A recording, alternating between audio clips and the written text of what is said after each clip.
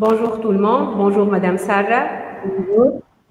Donc, j'ai l'honneur aujourd'hui de modérer la conférence qui s'inscrit dans le cadre de séries de conférences animées par les experts et professionnels invités par l'IHET. Je me présente, je suis Dr Sausentwil Vili, spécialiste en management et gestion des ressources humaines. Notre invitée aujourd'hui, Madame Sarah Gharbi Tejouri, ingénieure experte en hygiène, sécurité et qualité. Vous êtes chef d'entreprise spécialisée en cosmétique bio et consulting et vous êtes aussi enseignante à l'IHET. Donc aujourd'hui, vous venez nous présenter une conférence sur la reprise après le confinement. Aujourd'hui, nous allons être accompagnés par Madame Sarah pour nous éclairer sur l'évolution de la crise Covid-19 qu'a vécu le monde il y a maintenant 6 mois et puis sur les modalités de reprise après le confinement. Merci Madame Sarah. Merci à vous. Tout d'abord, merci pour l'invitation. C'est toujours un plaisir de partager avec les membres de l'IHET. En fait, aujourd'hui, on va aborder la crise de Covid-19, mais d'une autre forme, sous une autre forme. Plutôt le pourquoi du comment et comment nous allons pouvoir voir une sortie de cette crise. Nous allons un petit peu laisser de côté les gestes barrières d'hygiène et de sécurité, on va y revenir vers la fin. Et nous allons commencer tout d'abord par détailler et comprendre comment on est arrivé à une crise pareille. En début de 2020, le monde a été frappé, comme on le sait tous, par la pandémie coronavirus. On a assisté à une paralysie mondiale et tous les pays du monde, ils ont baissé leurs stores pour laisser place à des villes fantômes. On a parlé d'un bilan humain très, très lourd, environ 6 300 000 cas confirmés de Covid-19. Et 379 000 cas de décès. Les cas de décès augmentent encore tous les jours. Et on a tous commencé, du coup, à chercher un responsable. On peut passer à la diapo suivante. Tous les êtres humains, y compris moi, on a commencé à se poser des questions, à savoir, à se dire, c'est à cause de qui? C'est sûrement à cause des Chinois, c'est sûrement à cause de quelqu'un, où on cherchait vraiment la culpabilité pour déjà avoir apaisé la peur qu'il y avait en nous. Et donc, certains, on peut passer au suivant, ont commencé à accuser les Chinois. Après les chauves-souris, on peut enchaîner les diapos. Voilà, les Chinois, les chauves-souris, les pangolins, juste après, les Italiens, les Français aussi, pour finir par Emmanuel Macron, en disant que voilà, c'était aussi à cause de lui, parce qu'il avait fourni les masques, tout le matériel, il n'avait pas fait de stock. Et donc, on cherchait toujours à culpabiliser quelqu'un sans se poser vraiment la bonne question. Qui est le vrai responsable? Alors, on ne le sait pas vraiment, mais enfin, il y a certains journalistes sur la diapo d'après, tels que David Quammen, qui est un journaliste scientifique, qui a écrit un livre publié en 2013 appelé Débordement, les infections animales et la prochaine pandémie humaine. Après avoir rencontré plusieurs chercheurs, il a annoncé le risque d'une prochaine pandémie mondiale, cela déjà depuis 2013.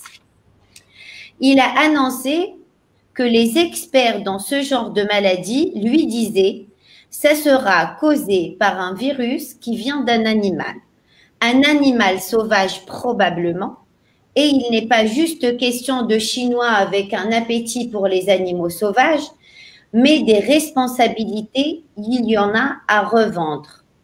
Ce que nous devons en tirer, c'est que le coronavirus est le résultat de notre mode de vie. Et en nous développant, on a empiétiné sur des territoires dits sauvages, tels que ce qu'on a vu récemment, ce qui s'est passé au Brésil, et cela nous a causé d'énormes problèmes. pourquoi nous allons voir ensemble pourquoi nous sommes responsables de cette pandémie. On va tout d'abord commencer par expliquer et définir ce que c'est un zoonose. Un zoonose, c'est une maladie infectieuse qui se transmet d'un animal vers l'humain. Et au XXe siècle, on en a vu apparaître de plus en plus, c'est-à-dire ce qu'on a démontré, une étude juste après, publiée dans la revue Nature en 2008. Cette étude nous montre déjà qu'au XXe siècle, pendant les années 80, nous avons assisté à l'explosion d'un virus que nous connaissons tous, un nouveau agent infectieux qui est le VIH, un virus responsable du sida transmis au départ par un singe. Vous avez forcément également entendu parler de la grippe aviaire et également entendu parler de l'Ebola. Ces deux virus, si on le voit bien, ils ont commencé par un virus qui a été transmis de l'animal vers l'humain. Et là encore, en 2017, la revue Nature a publié une autre étude qui réaffirme que presque toutes les pandémies récentes sont issues d'animaux sauvages pour la plupart. Alors, comment expliquer ces pandémies à répétition, les 20 dernières années? On s'est du coup référé au travail de Serge Morand, chercheur auprès du CNRS, qui a beaucoup écrit sur ce sujet. Il explique ainsi que les zoonoses ne sont pas nouvelles. Elles sont un point de départ qui a commencé par la domestication des animaux. Et donc, il existe une corrélation. Donc, plus on domestique des animaux, plus on le fait pendant longtemps, plus le nombre de maladies infectieuses augmente. Nous prenons encore l'exemple de la vache qui nous a donné énormément de virus tels que la variole, la rougeole, les oréons. On se rappelle qu'il n'y a pas très longtemps de ça, en Tunisie, les enfants mouraient encore de rougeole. Mais là, on a parlé de choses qui ont des milliers d'années pour l'Occident, mais par exemple, en Tunisie, ça fait pas longtemps que la rougeole, disons 3 générations avant, il y avait encore des décès de bébés par la rougeole. Qu'est-ce qui a changé depuis et pourquoi on arrive à des pandémies beaucoup plus énormes? Les maladies qui nous viennent aujourd'hui arrivent d'animaux différents. Avant, on était sur des animaux domestiques, tels que la vache. Aujourd'hui, on parle d'animaux différents, tels que la chauve-souris. Comment ça se fait? Justement, la diapo d'après. C'est l'homme, c'est nous, qui sommes partis de plus en plus en contact avec cette espèce avec laquelle on n'est pas censé vivre. C'est surtout le cas dans les tropiques, là où la diversité est plus riche et là où on rencontre différents types d'animaux sauvages. On trouve de plus en plus d'humains qui en piétinent de plus en plus dans les forêts. L'indicateur qui nous permet de voir cela, c'est la superficie, juste après, forestière. On peut passer la diapo. La superficie forestière, exactement, par habitant. Elle a été divisée par 2 pendant les 25 ans, ce qui est vraiment énorme. Le problème, c'est qu'on compresse l'habitat des animaux sauvages. Plus on le compresse, plus on accroît le risque de maladie, et cela pour au moins 2 raisons. La première raison, qui est la densité des animaux, exactement, la densité des animaux sauvages.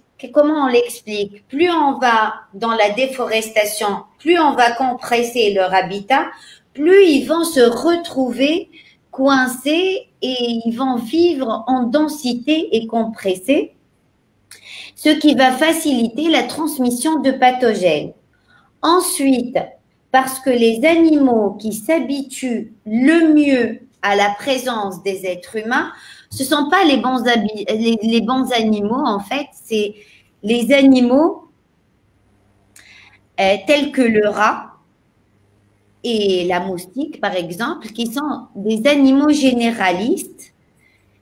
Par exemple, le rat, il va manger de tout et les moustiques peuvent faire un repas sanguin de tout.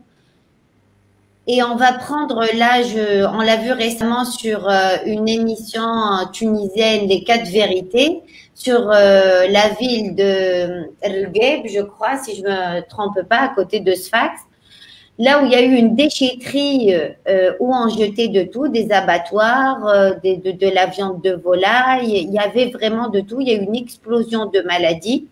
Et on a vu qu'il y avait une jeune fille d'une 20aine d'années qui a été piquée par un moustique et qui a finalement succombé à cette piqûre au bout, je crois, de 48 heures.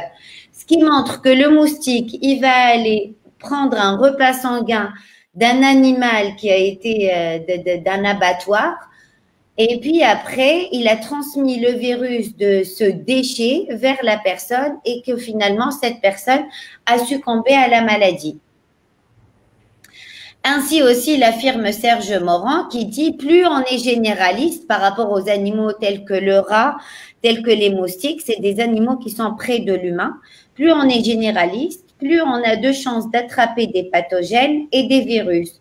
Au fil du temps, ces espèces généralistes développent des résistances, c'est-à-dire que eux, pour eux, le virus, il les atteint pas, il leur fait rien, mais par contre, envers l'être humain, il va y avoir un gros problème.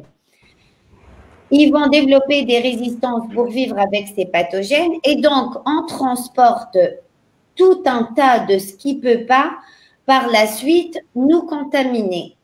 Alors comment se fait ensuite la contamination des humains? Tout d'abord, on peut se faire mordre par une chauve-souris, mais c'est vraiment très très rare. Généralement, un pathogène présent chez un animal sauvage va utiliser des ponts et petit à petit va s'adapter à nous. Qu'est-ce que ça veut dire? Ces ponts, ce sont généralement des animaux. Il va traverser un pont qui est l'animal pour arriver en fait à la fin vers l'humain.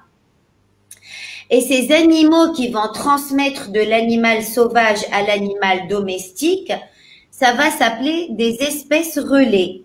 Ça peut être des espèces sauvages comme le singe, manger de la viande de brousse mal cuite, comme de la viande de singe. C'est des vecteurs d'Ebola, comme on l'a vu tout à l'heure. Ça peut être transmis également par une espèce domestique telle que le chien ou le chat. Et à cause de nous, ces espèces sauvages et domestiques se rencontrent alors qu'elles ne devraient pas. Là, on va aller et on va parler du cas du marché de Yuan en Chine. Et sur ce marché-là, on a ramené des animaux sauvages qu'on a mélangés avec des animaux domestiques et on les a posés ensemble en plein centre-ville, ce qui a favorisé l'émergence du Covid-19. Je vais aussi vous prendre un autre cas très révélateur de ces animaux relais.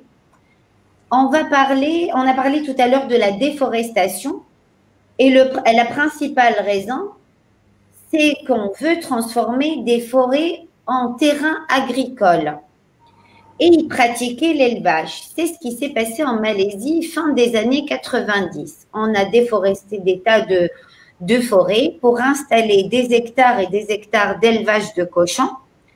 Sauf que dans cette région, on trouve une chauve-souris porteuse d'un virus qui est appelé le Nipah. Cette dernière se nourrit de fruits. Les cochons, du coup, se mettent à leur tour à manger des fruits tombés par terre, mais dans lequel on trouve de la salive ou des excréments de chauve-souris. Les porcs sont contaminés et contaminent à leur tour les éleveurs. Et donc, on dénombre plus d'une centaine de morts. Et la catastrophe, c'est qu'il faut par la suite abattre en urgence 1 million de cochons pour stopper la maladie. Donc, si on voit bien, le relais dans le cas de la Malaisie, c'est le cochon qui a permis au virus d'atteindre l'humain. Et ce qui m'amène ici à dire et à parler d'autre chose plus importante, c'est que normalement, la Malaisie, c'est un pays musulman où manger le porc, c'est vraiment, on le consomme en minorité et on a été amené à déforester, à construire des hectares et des hectares d'élevage juste pour exporter cette viande de porc. Et donc, cette exportation et cette surconsommation nous a amené à 3 catastrophes: la déforestation, la mort des éleveurs et l'apparition du virus, mais en plus, on a abattu 1 million de cochons juste pour l'intérêt et le développement économique de l'être humain. Je vais ensuite prendre l'exemple, un autre exemple frappant, c'est l'exemple du Congo, où certains sont en train de défricher et creuser la forêt à la recherche de coltan. Le coltan, c'est un minerai qui sert à fabriquer des appareils électroniques.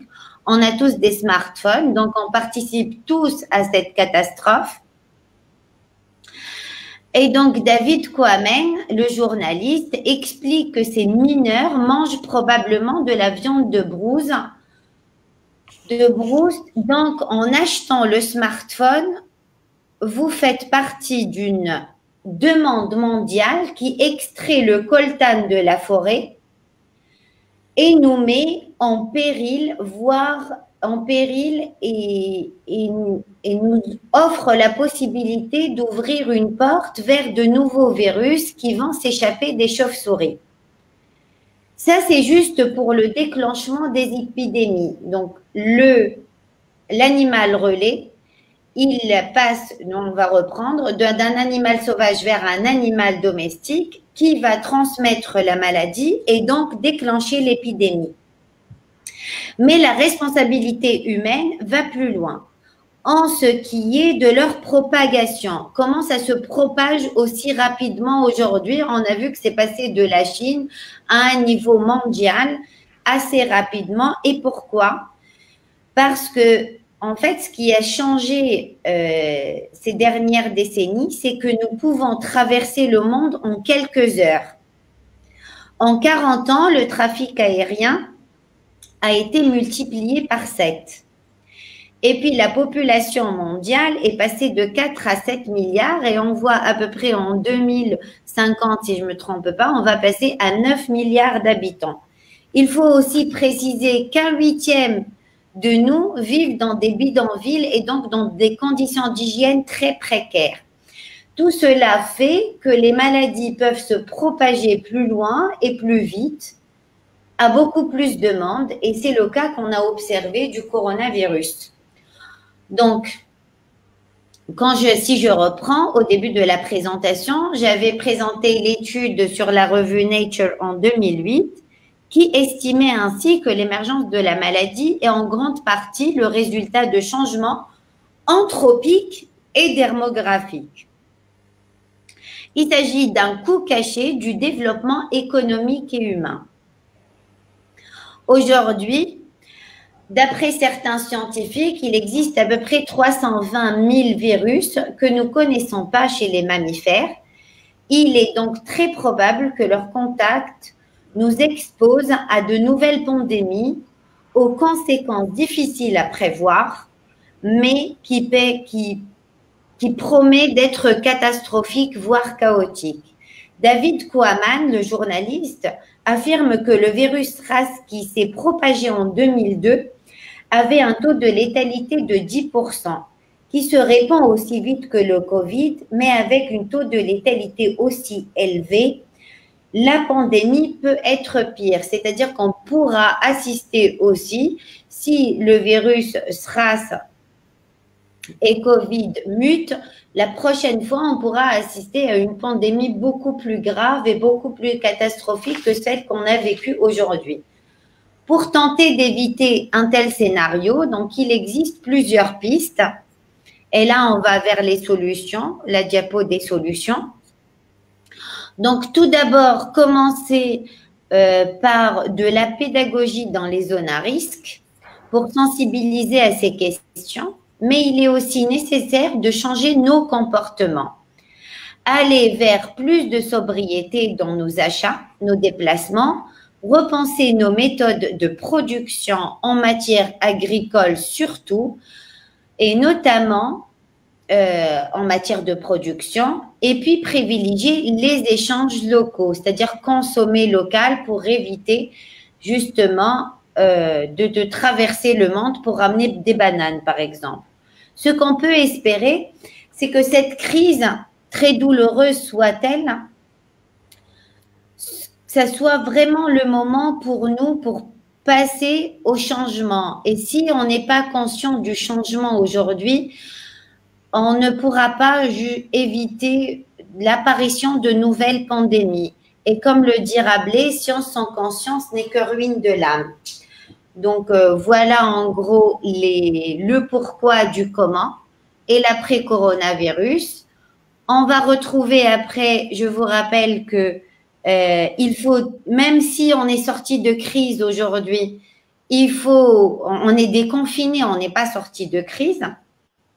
Il faut garder toujours les gestes barrières, à savoir porter le masque, le 1 mètre de sécurité, éternuer, tousser dans son coude, se laver les mains. Le lavage des mains, c'est 30 secondes. Ce n'est plus 20 secondes, c'est 30 secondes pour pouvoir vraiment éliminer le virus. Continuer à désinfecter ses courses parce que le virus est tellement mal connu qu'on ne sait pas aujourd'hui si vraiment il va y avoir une deuxième vague, ou il va réapparaître, ou il va y avoir de nouvelles contaminations. On est en train d'essayer. La seule manière de se protéger et protéger son entourage, c'est les gestes barrières. Et il ne faut pas, parce qu'on est déconfiné n'est pas synonyme de sortie de crise. Il faut vraiment continuer à avoir ces mêmes gestes, et je pense à garder ces bons gestes pour un assez long moment, jusqu'à ce qu'on soit sûr que le virus, il n'est plus aussi fatal qu'avant, parce que je pense qu'on va continuer à vivre avec ce virus. Donc, voilà pour la présentation en gros. S'il y a des questions que je puisse expliquer plus, aller plus dans les détails, quoi. Merci beaucoup, Madame Salah. Ça a été une excellente présentation. Vous avez alors fait le tour de l'ensemble des causes possibles de la crise dans laquelle nous sommes. Et puis, vous avez aussi présenté des pistes de solutions qui pourraient vraiment être utiles dans un monde conscient. Donc, je vais commencer par une première question. Là, selon vous, est-ce que la situation dans laquelle nous sommes aujourd'hui nous montre que le peuple tunisien a-t-il pu prendre une certaine conscience par rapport aux risques? Je m'explique. Lorsque vous sortez de nos jours, vous voyez le monde en train de vivre normalement. Est-ce que la période de confinement a été utile pour révéler les risques réels dans lesquels nous sommes? En fait, le problème, encore une fois, c'est pour ça que j'ai choisi de faire une présentation plus sur le côté environnemental. C'est que je pense que c'est pas qu'en Tunisie, je pense que s'il n'y a pas une prise de conscience mondiale, ce n'est pas que porter un masque ou se laver les mains, c'est vraiment sans devenir éco-responsable et éco-citoyen et aller vers l'écologie. Quand je vois aujourd'hui, à cause des problèmes, donc on ne peut pas quitter les frontières, je ne vois pas réellement la situation en Tunisie Par exemple, à Paris, je peux dire qu'il y a des gens, ils se baladent comme sans masque, sans aucune précaution. Ils sont revenus à la normale. Là, au jour d'aujourd'hui, on ne peut pas affirmer qu'on est sorti de crise. Je travaille avec les hôpitaux de Paris qui affirment qu'on va avoir vraiment les résultats vers fin juin. On va savoir s'il va y avoir une deuxième vague ou pas. Ce qui est bien, c'est que la Tunisie s'en est très, très bien sortie par rapport au nombre de décès, par rapport aussi au nombre de contaminations. Mais en fait, ça ne doit pas s'arrêter là. On doit vraiment avoir une prise de conscience écologique. Le problème, par exemple, qui se pose en Tunisie, c'est le tri des poubelles, la consommation de plastique, les pesticides, la destruction de la nature. On le voit sur nos plages en été. On le voit sur les états des poubelles et le ramassage des poubelles également. S'il n'y a pas une prise de conscience environnementale, diminuer les achats, on l'a vu, c'était la catastrophe pour faire les courses. Alors que c'est l'être humain qui a déclenché ce virus et au final, les gens, ils se battent pour du papier toilette ou de la farine ou des pâtes ou du blé alors qu'on est en pleine crise humaine, économique, sociale. Et nous, êtres humains, on continue à se battre pour acheter des pâtes et de la farine. C'est bien de s'en sortir de la crise, c'est très bien de s'en sortir avec un nombre de décès aussi bas que la Tunisie, mais s'il n'y a pas une conscience générale des habitants, des Tunisiens, et vraiment changer la mentalité, on va pas, et c'est pas que la Tunisie, hein, c'est au niveau mondial. On va pas échapper à d'autres pandémies. C'est ça le vrai problème. Ce n'est pas que maintenant que le masque, que le lavage des mains, c'est vraiment un travail à long terme à faire. Et c'est pour ça qu'on parle de pédagogie. Peut-être commencer par enseigner aux enfants, les éduquer dès le jeune âge au tri, à la moins de consommation de plastique, à un autre mode de vie. Oui. Merci pour votre réponse. Donc, Madame Hela Osman vous pose la question, y a-t-il une relation directe entre le développement durable et la santé des individus? Exactement. En fait, ça, c'est la question la plus importante parce que pour le développement durable, on parle toujours d'économique, sociale et environnementale, alors que la santé est au cœur du développement durable. Si on a un système de santé qui est défaillant, on pourra pas appliquer une politique de développement durable. C'est-à-dire que tous les trois facteurs sont liés.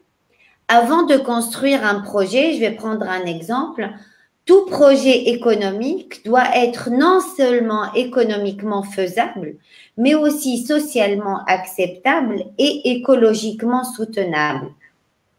Ce qui implique une éthique de la responsabilité à l'égard de l'homme et de la nature. Et donc, quand on parle de nature, on parle de santé. On a vu ces dernières années, on est sur une explosion de nombre de cancéreux. Et cela est dû à nos modes de vie, au stress, à la malbouffe, aux pesticides, aux gaz à effet de serre, tout le changement climatique également. Donc, l'être humain, il a oublié tout d'abord pour pouvoir régler les problèmes environnementaux de développement durable et aussi avoir une équité sociale et économique, il faut d'abord commencer par la santé et la santé commence par le respect de la planète pour arriver à une relation équitable.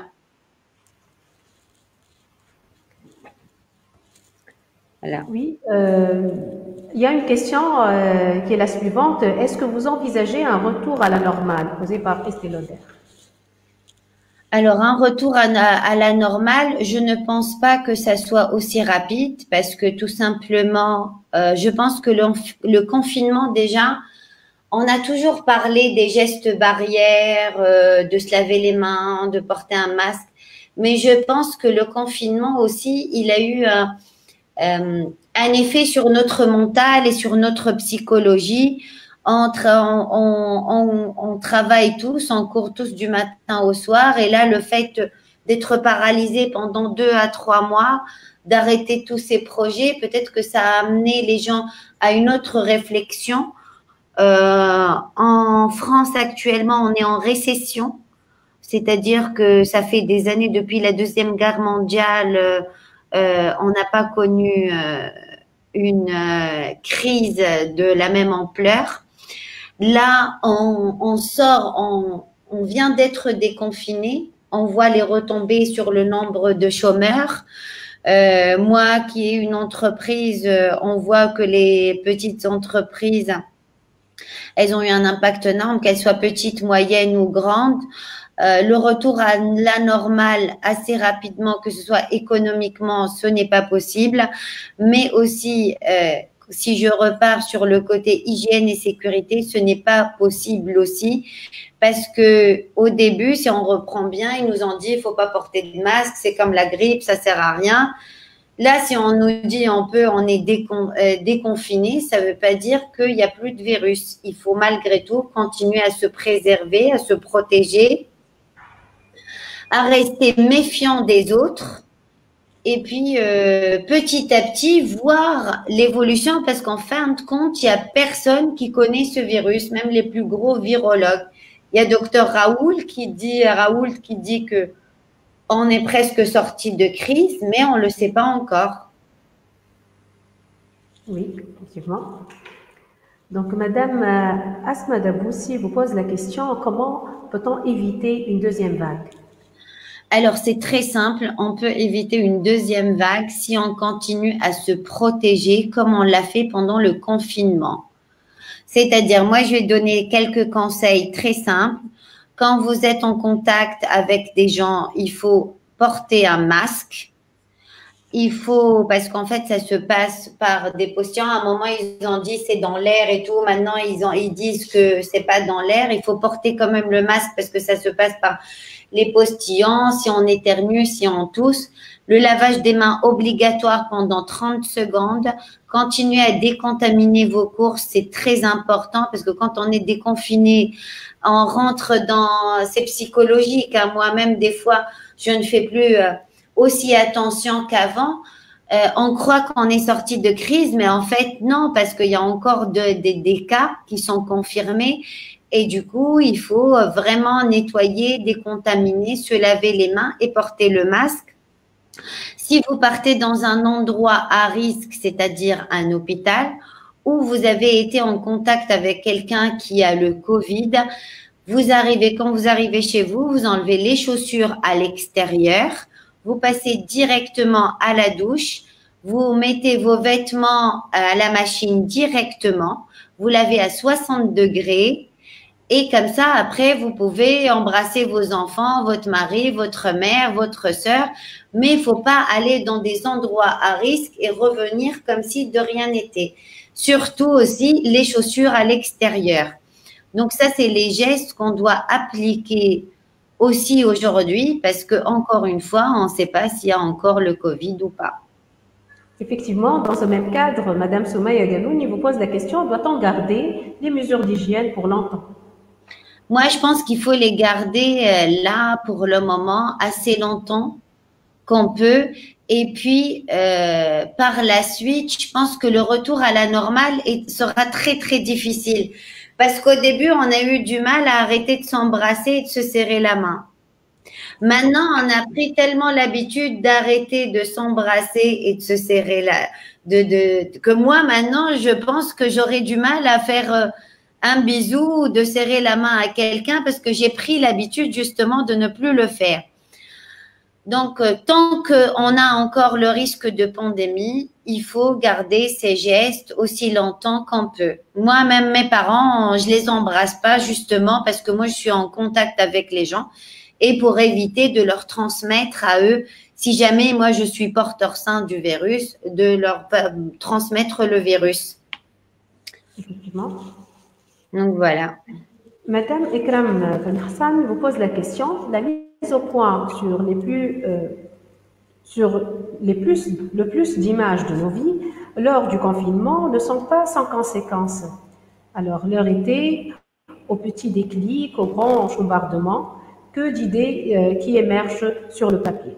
Mais comment savoir s'il s'agit là de choix conscients ou de paroles en l'air? Et surtout, comment passer à la pratique une fois le retour à la normale ou presque? Bah, en fait, c'est une question un petit peu philosophique, à ce que je vois. Euh, c'est vrai que pendant le confinement, ça nous a ramené à plusieurs réflexions. Je pense que tout le monde, à part ceux qui ont continué à travailler, je pense en télétravail ou qui ont continué à aller travailler tous les jours, n'ont pas eu ce temps-là pour faire une réflexion sur soi-même. Mais je pense qu'il est temps de savoir que pour moi, hein, et ça n'impacte que moi, que quand on a envie de faire quelque chose, il n'est jamais trop tard pour le faire. Et si on a envie de changer de direction, on peut le faire. Et si on a envie de réaliser un rêve, on peut aussi le faire parce qu'on s'est aperçu pendant cette pandémie qu'on n'est rien du tout, en fait, que un petit virus venant d'une chauve-souris ou d'un marché il a pu anéantir le monde entier. Et qu'en fait, on est juste passager sur cette terre et que vraiment, vraiment, si vous avez envie de faire quelque chose ou changer carrément de vie, faites-le et passez à autre chose. Voilà. Merci de votre réponse. Monsieur Elias Malouki vous pose la question. Nous avons aussi vécu des pandémies auparavant, malgré que l'être humain n'était pas aussi développé. Comment l'expliquez-vous? En fait, les pandémies qu'on a vécues auparavant, comme je l'ai expliqué tout à l'heure pendant la présentation, c'est des pandémies qui venaient d'animaux domestiques. Et sachant qu'avant, on n'avait pas aussi cette avancée scientifique qui nous permettait de faire des recherches, de trouver des vaccins et d'aller vers des traitements très développés. Pourquoi on les vivait avant et on revit aujourd'hui ces pandémies-là? Moi aussi, quand il y a eu j'aurais jamais imaginé dans ma vie en 2020 vivre une pandémie pareille.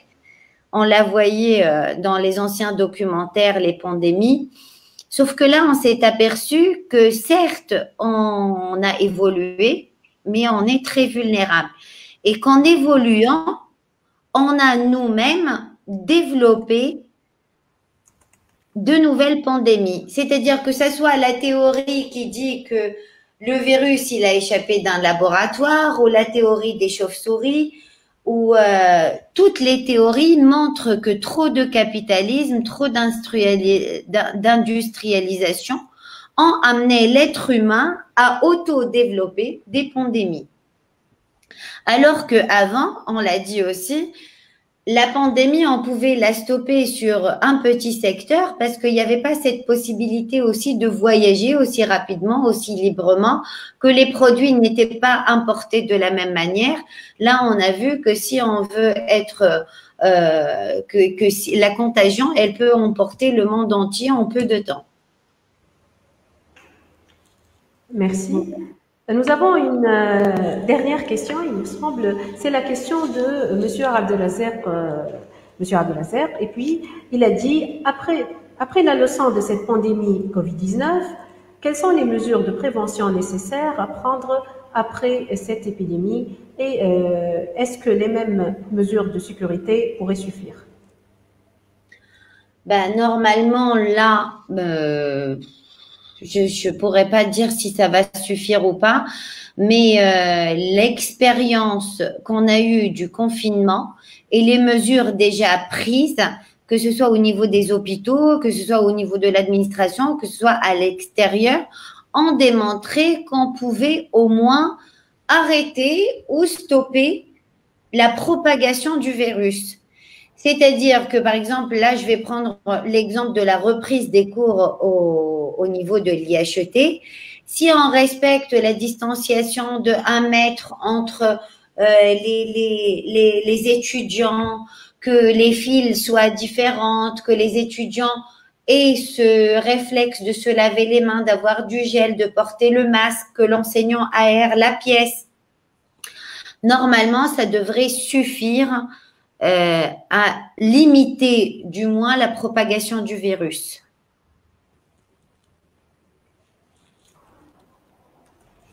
Merci de votre réponse. Je finirai par une question qui est la mienne. Oui. Et là, je vous pose la question étant du rôle des grandes entreprises, et là on parle du marché économique tunisien et même dans le monde. Alors quel est leur rôle et notamment au niveau de la RSE, la responsabilité sociétale de l'entreprise, pour contribuer à la lutte contre la crise Covid-19? Déjà, moi, je pense que toutes les entreprises, comme je l'ai dit tout à l'heure, que ce soit petites ou grandes, elles ont eu un coup, mais de massue. Donc, être à l'arrêt pendant 2 mois, c'est énorme. Je pense que les grandes entreprises, déjà le fait de proposer le télétravail, de continuer à payer les salariés, si l'entreprise s'en sort sans un plan de licenciement déjà et sans déposer le bilan, et surtout pour la Tunisie, parce qu'on sait que depuis la révolution, économiquement, le pays n'est pas vraiment stable. C'est un grand pas vers l'avant. Aujourd'hui, en France, il y a des plans de licenciement de partout. Il y a du chômage partiel qui a atteint des chiffres mais chaotiques. Je pense que la Tunisie s'en sort sur ce point-là haut la main, parce qu'elle a réussi quand même à maintenir. On a vu des sociétés qui continuent à fabriquer des masques, des salariés qui étaient là, même au bénévolat. Et franchement, il n'y a pas que les grandes entreprises, les petites entreprises, les employeurs, les employés, tout le monde. On doit fournir des efforts pour pouvoir sortir de cette crise, voire travailler plus, on l'a vu, hein, cette campagne de bénévolat qu'il y a eu envers les familles. On parle pas que des grandes entreprises, on parle de l'être humain. Et au moins, cette crise, elle a permis de solidifier et de sortir ce beau côté humain. J'espère que les grandes entreprises feront pareil, du moins avec les moyens du bord. Merci de votre réponse. Ici, ça me rappelle notre expérience qu'on a vécue ici à l'IHET dans le cadre de la capacité à s'adapter à un changement, et un changement aussi brutal que la crise Covid-19. En effet, pour préserver notre institution, pour être aussi responsable et solidaire, l'IHET a vécu une très belle expérience pendant les mois de confinement. Cette expérience étant de poursuivre le travail de tout le monde, mais à distance. Alors, nous avons vu que toutes les parties prenantes à l'IHET ont vécu un choc amorti du Covid-19, qu'ils soient les enseignants, les étudiants, le cadre administratif, tout le monde a pu vivre la période de confinement, mais d'une façon assez atténuée, parce que effectivement, nous avons pu terminer notre travail à distance, nous avons pu garder notre contact avec les étudiants, le contact avec nos étudiants à distance, et ça a eu un double rôle. Le rôle d'atteindre l'efficacité, d'atteindre notre objectif d'une façon pragmatique, mais pas que. Cette expérience a montré que nous avons aussi pu maintenir le contact humain, ce qui nous a permis de s'entraider, d'être un soutien l'un pour l'autre et de vivre réellement cette crise, mais d'une autre manière. Exactement, et je pense que c'est une des plus belles leçons à retenir aussi de cette crise, et je vous souhaite que de la réussite au sein de l'IHET et que ça continue pareil. Et ce qui est bien aussi, c'est que ça a permis de développer, comme on le voit là, les échanges plus faciles à travers des vidéos, et où on n'a plus besoin de voyager, d'arriver sur place, et puis les déplacements inutiles encore. Donc oui, voilà. La technologie. Donc merci beaucoup Madame Sall, je vous laisse le mot de la fin. Bah, je vous remercie énormément. Je reste à votre entière disposition s'il y a besoin d'aide sur les règles d'hygiène et de sécurité au sein de l'IHET. Je passe un grand bonjour à mes étudiants que je n'ai pas pu revoir à cause du confinement. Et puis, à la prochaine vidéoconférence. Merci beaucoup. Merci à tous les participants. Merci. Merci. Au revoir. Au revoir.